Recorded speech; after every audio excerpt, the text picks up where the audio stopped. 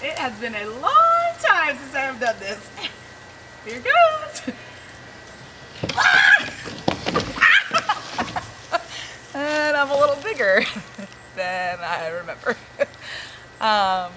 Okay, so thinking about Peter Pan, so there's this production of Peter Pan that's happening now with alums, many of whom I was in high school with, if not in middle school, and I was Peter Pan in 8th grade.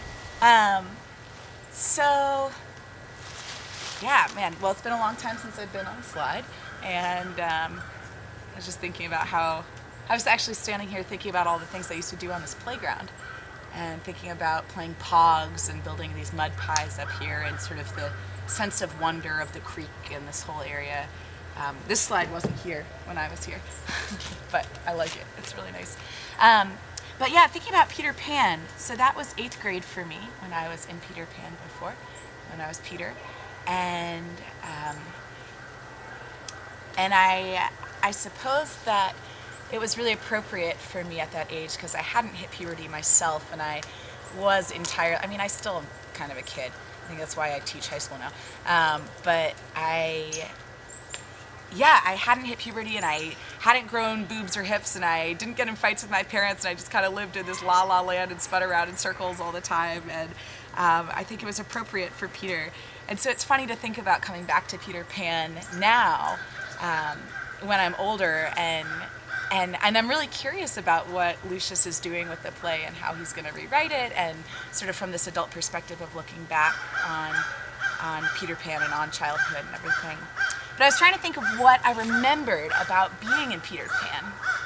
I remember there being this fake rock that I had to cartwheel around.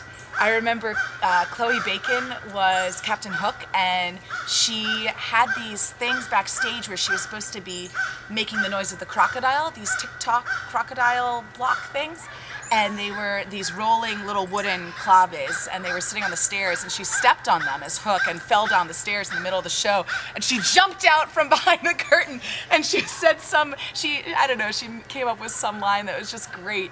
It was so funny. And Charlotte Valentine was Smee, and Emily Anderson was the older Wendy, and Caitlin Linney was younger Wendy, and we had all this original music that we had to sing. And I remember somebody gave me a little silver acorn, because you know Peter has the acorn, and it's the kiss from Peter to Wendy because he doesn't know what a kiss is.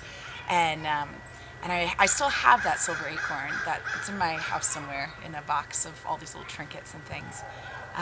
But yeah, and Henry and Tony were directing it, and there were these pirates, and yeah, and they had this really funny song. It was like a pirate rap. I don't even remember it that well.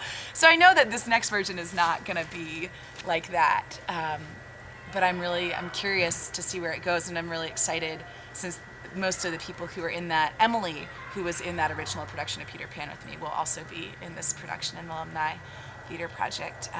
The rest of those kids are people who I was mostly in high school with, and who I did many other productions with, but wasn't in Peter Pan.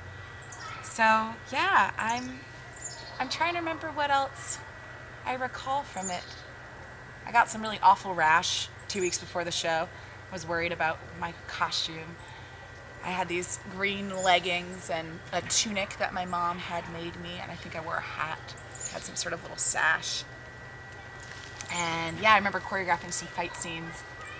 Yeah, my memories from that time are very happy and carefree and not really clear at all, whereas my memories from high school and beyond are much sharper, and I think perhaps that comes with emotion and growing up and becoming more aware of the world around you.